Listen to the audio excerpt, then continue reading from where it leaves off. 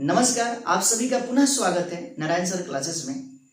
अभी तक आप लोगों ने इस चैप्टर में जाना रासायनिक अभिक्रियाओं को संतुलित करने की विधि। किस तरह से रासायनिक अभिक्रियाओं को संतुलित किया जाता है, इसके बारे में डिटेल्स में डिस्कशन किया गया है। जरूर आप पिछला वीडियो देखें। अभी तक आपने उसे देखा नहीं तो आई बटन में उसका लिंक मिल जाएगा, जरूर देखें। आज के वीडियो में हम जानेंगे रासायनिक अभिक्रियाओं के प्रकार के बारे में। आपको जुड़े रहना है और वीडियो के एंड तक बने रहना है। ये लाइव क्लास होगी और क्लास 10th की लाइव क्लास हर एक दिन प्रत्येक दिन शाम को 7 बजे पोस्ट किया जाएगा। ज़्यादा से ज़्यादा जुड़ने का प्रयास करें और कमेंट बॉक्स में ज़रूर बताएं वीडियो और ऑडियो क्वालिटी के बारे में कि ये वीडियो आपको कितना स्पष्ट दिख रहा और साउंड किस तरह से दिख रहा, और ये भी बताएं कि आपको वीडियो ये कैसा लगा। जरूर कमेंट बॉक्स में बताइएगा और क्या सुधार करना है जरूर बताना। हम उसमें ज़्यादा से ज़्यादा सुधार करेंगे। बहुत सारे परिवर्तन कर रहे हैं चैनल पे, जरूर आप लोग जुड़ें और ज़्यादा से ज़्यादा लाभ लें। रासायनिक अभिक्रियाओं के प्रकार। रासायनिक अभिक्रियाएं भाई कितनी प्रकार की होती हैं, पीछे हमने डिस्कशन कर रखा है। भाई रासायनिक अभिक्रिया क्या होता है और रासायनिक समीकरण क्या होता है और रासायनिक समीकरण को कैसे संतुलित करते हैं, ये सारी चीज़ों के बारे में हमने डिस्कशन कर रखा है। और आप लोगों ने अभी तक नहीं देखा तो डिस्क्रिप्शन में उसका लिंक है या आई बटन पे, जरूर देखें।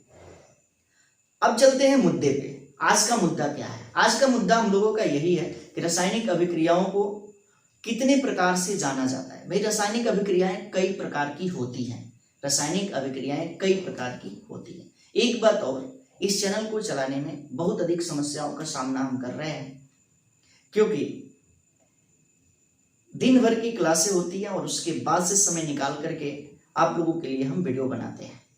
इसी पर हमारा एक स्टेटमेंट है, आज मुश्किल है लेकिन कल बेहतर होगा, और हमें कल बेहतर करना है, इसलिए उम्मीद को नहीं छोड़ना है। और आप लोगों को भी यही काम करना है, प्रयास करते रहना है, उम्मीद नहीं छोड़ना है। यदि आप रेगुलर प्रयास करते हैं तो क्लास 10th में अच्छे मार्क लाएंगे। इसके साथ ही साथ आगे के भी क्लास का रास्ता आपका खुल जाएगा। तो बस आपको उम्मीद नहीं छोड़ना है और संघर्ष करते रहना है। जीवन का नाम ही संघर्ष है। चलिए मुद्दे पे आते हैं। रासायनिक अभिक्रियाएं कितने प्रकार की होती हैं? तो रासायनिक अभिक्रियाएं कई प्रकार की होती हैं, जिसमें पहला है क्या? संयोजन रासायनिक अभिक्रियाएं। इसको हम लोग पढ़ेंगे। क्या कहा हमने? संयोजन रासायनिक अभिक्रियाएं। पहली संयोजन अभिक्रियाएं। देखो, संयोजन अभिक्रियाएं समझना पड़ेगा हमें संयोजन के बारे में। भाई संयोजन है क्या? तो संयोजन का अर्थ होता है जुड़ना। क्या होता है? जुड़ना। तो समझना यहां पे। इसलिए इस अभिक्रिया को कहा जाता है योगात्मक अभिक्रिया या योगशील अभिक्रिया। क्या कहते हैं? योगात्मक अभिक्रियाएं, या इसी को योगशील भी कहते हैं। योगशील। देखो, एक रासायनिक अभिक्रिया, इसके कई नाम और कई तरह से क्वेश्चन पूछे जा सकते हैं। या तो पूछा जा सकता है कि संयोजन अभिक्रियाएं क्या है, या पूछा जा सकता है कि भाई योगात्मक अभिक्रिया क्या है या योगशील अभिक्रिया क्या है। तो सभी का जवाब एक ही होने वाला है। ये सभी का जवाब क्या होने वाला है? एक ही होने वाला है। अब बात करेंगे इसकी परिभाषा की। भाई इसकी परिभाषा क्या होगी? तो देखो, वे रासायनिक अभिक्रियाएं जिसमें दो या दो से अधिक पदार्थ, चाहे वो तत्व हो या यौगिक, जुड़ करके एकल नया पदार्थ बनाते हैं, यानी कि एक नए पदार्थ का निर्माण करते हैं, उसे क्या कहते हैं? योगात्मक अभिक्रिया कहा जाता है। एक बार और, वे रासायनिक अभिक्रियाएं जिसमें दो या दो से अधिक पदार्थ, चाहे वो तत्व के रूप में हो या यौगिक के रूप में हो, जुड़ करके एक नया पदार्थ बनाते हैं, तो ऐसी रासायनिक अभिक्रियाओं को बोला जाता है योगात्मक अभिक्रियाएं या संयोजन अभिक्रियाएं।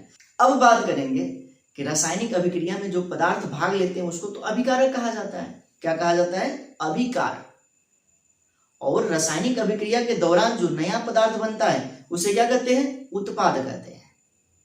तो ध्यान देना यहां पे। इसके अनुसार यदि हम इसका परिभाषा जाने तो क्या होगा? तो तो वे रासायनिक अभिक्रियाएं जिसमें दो या दो से अधिक अभिकारक पदार्थ जुड़ करके एकल उत्पाद का निर्माण करते हैं, एक उत्पाद बनाते हैं, तो ऐसी रासायनिक अभिक्रियाओं को क्या कहते हैं? योगात्मक अभिक्रियाएं कहते हैं। इसकी परिभाषा हम यहां पर लिख देते हैं। देखो, जिन रासायनिक अभिक्रियाओं में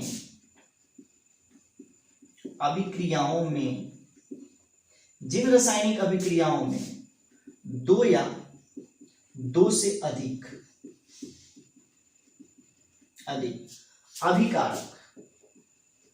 अभिकारक पदार्थ, देखो ये जो पदार्थ होगा किसके रूप में होगा? ये तत्व या यौगिक के रूप में होगा। ठीक है, तो जिन रासायनिक अभिक्रियाओं में दो या दो से अधिक अभिकारक पदार्थ, चाहे वो तत्व हो या यौगिक, जुड़ करके क्या करता है? एकल उत्पाद बनाता है। जुड़कर एकल उत्पाद बनाता है, उसे क्या कहते हैं? उसे बोला जाता है संयोजन अभिक्रिया। उसे संयोजन अभिक्रिया कहते हैं, संयोजन अभिक्रियाएं कहते हैं। देखो, बहुत सारे एग्जाम्पल हम दिखाएंगे। जैसे देखो यहां पर कार्बन का दहन, भाई कार्बन को जलाएंगे तो किसमें? ऑक्सीजन की उपस्थिति में जलेगा। कोई भी पदार्थ बिना ऑक्सीजन का नहीं जल सकता। तो इसका मतलब यह है कि कार्बन का दहन होगा तो ऑक्सीजन जरूर होगा। ये ऑक्सीजन से जुड़ जाएगा और जुड़ने के बाद क्या बना लेगा? CO2 बना लेगा। क्या हुआ भाई? दो पदार्थ ने जुड़ा, दो पदार्थ परस्पर अभिक्रिया किया, यही अभिकारक है। और इससे क्या बना? एक नया पदार्थ बना, एक से अधिक नहीं ना है, तो एक नया पदार्थ बना, एकल उत्पाद बना। और इसी प्रकार की रासायनिक अभिक्रिया को क्या बोला जाएगा? संयोजन अभिक्रिया कहा जाएगा। और आगे बढ़ते हैं। देखो, H2 गैस है और O2 गैस है, बना लेगा H2। क्या बना लेगा? H2O। दो पदार्थ जुड़े और एक नया पदार्थ बनाया, तो इस तरह की अभिक्रिया को क्या कहेंगे? संयोजन अभिक्रिया। और एग्जाम्पल देखो भाई, और एग्जाम्पल दिखाते हैं हम। जैसे कि H2 है और N2 है, इसकी अभिक्रिया से बन गया NH3। तो यहां पे ये सारी अभिक्रियाएं क्या हो रही हैं? इसमें अभिकारक पदार्थ जुड़कर एकल उत्पाद का निर्माण कर रहे हैं, एक नए पदार्थ का निर्माण कर रहे हैं। इसी तरह की रासायनिक अभिक्रियाओं को बोला जाता है संयोजन अभिक्रिया या योगात्मक अभिक्रिया या योगशील अभिक्रिया। बातें समझ में आ गई होंगी? कमेंट बॉक्स में जरूर लिखें, हम सभी लोगों का कमेंट देखेंगे और उसका रिप्लाई भी करेंगे। देखो यहाँ पे आगे बढ़ते हैं। इसको हम डायरेक्ट लिख सकते हैं। कोई पदार्थ है A+B और इससे बन रहा है क्या? C। अब देखो, ये वाला यहाँ पे दो पदार्थ हुआ और इससे कोई एकल पदार्थ बना। इसी तरह की रासायनिक अभिक्रियाओं को बोला जाएगा योगात्मक अभिक्रियाएं। योगात्मक अभिक्रियाएं। बातें समझ में आ गई होंगी? एक बार फिर से हम रिपीट करेंगे। योगात्मक अभिक्रियाएं क्या होती है? तो वे रासायनिक अभिक्रियाएं जिसमें दो या दो से अधिक अभिकारक पदार्थ जुड़कर एकल उत्पाद का निर्माण करते हैं, ऐसी रासायनिक अभिक्रियाओं को बोला जाता है योगात्मक अभिक्रियाएं। अब इन अभिक्रियाओं में एक और नई अभिक्रिया के बारे में हम जानेंगे, और वो नई अभिक्रिया क्या है? तो वो है क्या? ऊष्माक्षेपी। समझना यहाँ पे, ऊष्माक्षेपी अभिक्रिया। ऊष्माक्षेपी, इसमें क्या होता है? तो जिन रासायनिक अभिक्रियाओं में ऊष्मा उत्सर्जित होती है, ऊर्जा बाहर निकलती है, ऐसे ही रासायनिक अभिक्रियाओं को बोला जाता है ऊष्माक्षेपी अभिक्रियाएं। लिख लेना है अभी जो परिभाषा हम बोल रहे हैं, क्या कहलाता है? ऊष्माक्षेपी अभिक्रियाएं। तो जिन रासायनिक अभिक्रियाओं में ऊष्मा उत्सर्जित होती है, ऐसी रासायनिक अभिक्रियाओं को बोला जाता है ऊष्माक्षेपी अभिक्रिया। किसी पदार्थ को जलाओ, आग निकलेगा, आग के ऊपर हाथ लेकर के जाओ, रहेगा? हटा लोगे? हटाओगे कि नहीं हटाओगे? तो इसका मतलब क्या हुआ? हमें ऊष्मा का आभास हुआ, हाथ जलने लगा, इसलिए हमने क्या किया? अपने हाथ को हटा दिया। इसका मतलब ये हुआ कि वहां पर कार्बन और ऑक्सीजन को जलाओ, जलेगा, दहन होगा, तो इसमें से ऊष्मा निकलेगी, प्रकाश निकलेगा, मतलब कि ऊष्मा उत्सर्जित होगी। और ऐसी रासायनिक अभिक्रियाओं को क्या कहेंगे? ऊष्माक्षेपी अभिक्रिया। हम लोगों के शरीर में एक अभिक्रिया होती है श्वसन की।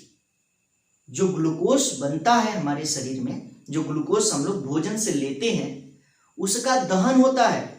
बाहर से हम लोग ऑक्सीजन लेते हैं और ऑक्सीजन जा करके क्या करता है? उसका दहन कराता है, तो उसमें से ऊर्जा निकलती है और उसी ऊर्जा का उपयोग हमारी सेल्स करती हैं। तो हम कहेंगे कि श्वसन किस प्रकार की अभिक्रिया है? भाई ऊर्जा निकल रहा है, ऊष्मा निकल रहा है, तो कैसी अभिक्रिया है? ऊष्माक्षेपी अभिक्रिया है। नीचे इसका रिएक्शन हम दे दिए हैं, आप लोग देख रहे होंगे श्वसन के बारे में। इसी प्रकार से मीथेन का दहन, मीथेन का दहन, घरों में गैस सिलेंडर होगा। आजकल कौन लकड़ी से खाना बनाता है? भाई गैस सिलेंडर से ही तो बनता है ना, उसमें से गैस होती है और वो गैस, उसमें एक गैस होती है जिसका नाम है मीथेन, वो भी जलता है ऑक्सीजन की उपस्थिति में। जलेगा तो उसमें से ऊष्मा निकलेगी, उसमें से क्या होगा? खाना बन जाएगा और खाना पकेगा, उसी का उपयोग हम लोग भोजन के रूप में करते हैं। तो ऊर्जा बाहर निकल रही है, तो कैसी अभिक्रिया है? ऊष्माक्षेपी। इस अभिक्रिया का भी रिएक्शन हम यहाँ पे दे रखे हैं, जरूर लिखिएगा। और इसकी परिभाषा भी हम यहाँ पे दे रखे हैं, और परिभाषा हमने बता भी दिया। जिन रासायनिक अभिक्रियाओं में क्या होता है? ऊष्मा उत्सर्जित होता है। भाई यहाँ पर हमें इसे बताने की क्या आवश्यकता है? क्यों बताएं यहाँ पर? तो ध्यान देना, जो संयोजन अभिक्रियाएं होती है ना, वह ऊष्माक्षेपी अभिक्रियाएं होती हैं। संयोजन अभिक्रियाएं किस प्रकार की अभिक्रियाएं हैं? ऊष्माक्षेपी अभिक्रियाएं। भाई जितने भी प्रकार की संयोजन होगा, दो पदार्थ जुड़ेंगे, उनमें टक्कर होगा, तो क्या होगा? ऊष्मा बाहर निकलेगा, ऊष्मा बाहर निकलेगा। और ऐसी अभिक्रिया को क्या कहेंगे? ऊष्माक्षेपी अभिक्रियाएं कहेंगे। बातें समझ में आ गया? जरूर एक बार कमेंट बॉक्स में लिखें, और वीडियो कैसा लगा जरूर बताएं। इस वीडियो में हमने एक रासायनिक अभिक्रिया के बारे में बता रखा है। आगे हम अगले वीडियो में संयोजन अभिक्रिया के बाद जो अभिक्रिया आएगी जिसका नाम है वियोजन अभिक्रिया, और उसी को अपघटन भी अभिक्रिया कहेंगे। और उसमें भी एक चीज पढ़ा जाएगा जिसका नाम होगा क्या? ऊष्माक्षेपी तो पढ़ लिया, ऊष्मा शोषी वहां पे पढ़ना है, ऊष्मा शोषी। लेकिन नेक्स्ट वीडियो में जरूर कमेंट माध्यम से बताइएगा वीडियो कैसा लगा। मिलेंगे अगले वीडियो में। आप लोग चैनल को सपोर्ट कीजिएगा, और नए हैं तो चैनल को जरूर सब्सक्राइब कीजिएगा। Thanks for watching. जुड़े रहे नारायण सर क्लासेस के साथ।